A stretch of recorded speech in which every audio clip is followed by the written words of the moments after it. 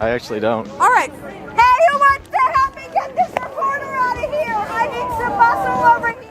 Melissa Click, world famous after that clip. In terms of full disclosure, Willie, you were a student of hers when you were down at Mizzou, were you not? That's right, McGraw, for 2 classes. All right, we'll get back to that. Were you studying her dissertation on No. Lady Gaga? No. Were you doing that class? No. It was my idea, though, but more on that. All right, fair enough. That scandal down at Mizzou has affected many things, including enrollment. To talk about it is Brenda Talent from the Show Me Institute, CEO of the Show Me Institute. Good morning, Brenda Talent. Good morning, McGraw. All right, so the scandal that has rocked Missouri, there have been a number of them, but that one was front and center, garnered national attention. People are saying has a direct adverse effect on enrollment down there. It certainly does. Enrollment is down for freshmen by over 20%. And they're saying that the enrollment has gone from around 6,200. They've lost about 1,400 of incoming freshmen and 1,200 other students. So the impact of the enrollment decline in and of itself is around $36 million. Which is, I mean, 2,500 students, 2,600 students, that's okay. That's a lot of students. I had no idea that it made up $35 million worth of tuition. Right, just in tuition alone. And of course, it's going to have ripple effects throughout the system. They're now predicting a loss of about $46 million in revenue, which would be a combination of different factors. But certainly the loss of enrollment is the major contributing one. And people are saying that that is a direct result of some of those protests and those scandals going on down there? Yes, it certainly is correlated with that. And it makes sense that it would be. There is actually a study that was released, and it was focused on scandals. And the scandals it was focused on was hazing, sexual scandals, those types of things. But it's not surprising to extrapolate from that study that, in fact, a scandal like protest on campus about racism would, in fact, have a very negative effect. And, of course, we saw a ripple effect with those protests, where not only did we have the issues associated with the protest itself, but then we saw a complete breakdown in leadership, which, of course, as parents and students coming to the University of Missouri, would give you pause for concern. I remember going through that very well, and I remember there were a number of parents who said, my kid's a senior down there. If I had to do it all over again, I wouldn't send my kid down there. I don't feel they're safe. Here you have a teacher who is threatening violence against a student in a university that is supposed to be world renowned for its journalism. Exactly. I mean, and a university campus is supposed to be a place where you can have civil discourse, where you can actually be very vigorous in asserting your views. Yes. And so now they need a new chancellor. They need a new president. Now they need a new football coach. Now they need a new baseball coach. Now they need a new athletic director.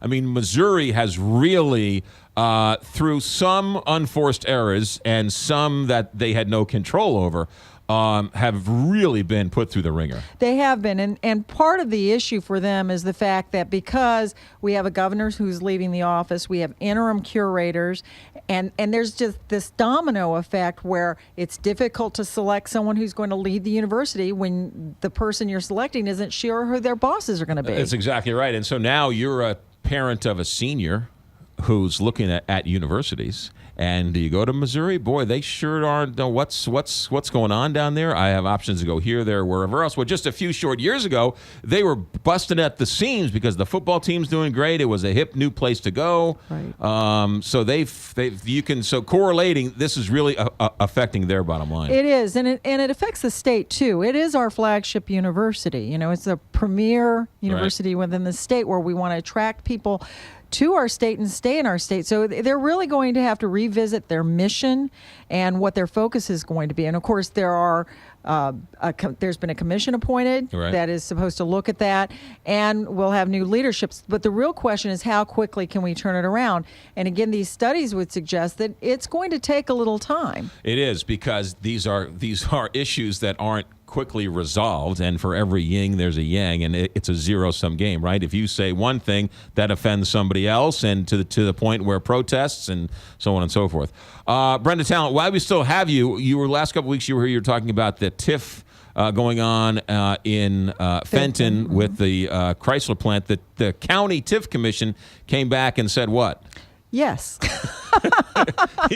Of course. But now hold on. So this isn't as rubber stamp as some of the other towns are, because the county TIF commission has said no in the past. They have. I give the county commission credit in the sense that they are looking at the regional interests, and they have said no multiple times, Right. and then been overridden by the municipality. So why did they vote yes this time where other times they have said no? I think that in this instance, and I am speculating, so Sure. this is just Brenda Talent looking in her Right. crystal ball, is that as we discussed last time, the Chrysler plan is a bit of an eyesore. It's been there since 2009, so the issue of removing it is very attractive. I'm not quite sure why, again, they gave approval to such a broad-based TIF. I think that there Right. are arguments why they should have narrowed it. Maybe part of it is the fact that the state was willing to kick in $17 million. Yeah, it is interesting. A point you said last week sort of stayed with me, and it's worth repeating. And that was, you said that they made an argument that there's so little commercial space available that we need to build it. Right. In which you said, Well, no. Actually, I think what I said was there were conflicting reports. But the short answer to that is if they need to build it, then the investors would invest and they would build it. right. And if it isn't needed, why are you building it in the first place? Why are we using taxpayer funds in order to build it? It's a legitimate question. No matter it's when I used to argue with management, I would say, "How do you want me to argue this? I'll argue it any way you want it.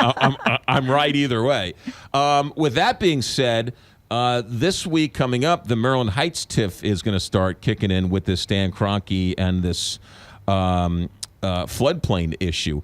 The St. Louis TIF commission has to then vote on that as well, right? At some That's point. correct. That's Yeah. correct. Yeah.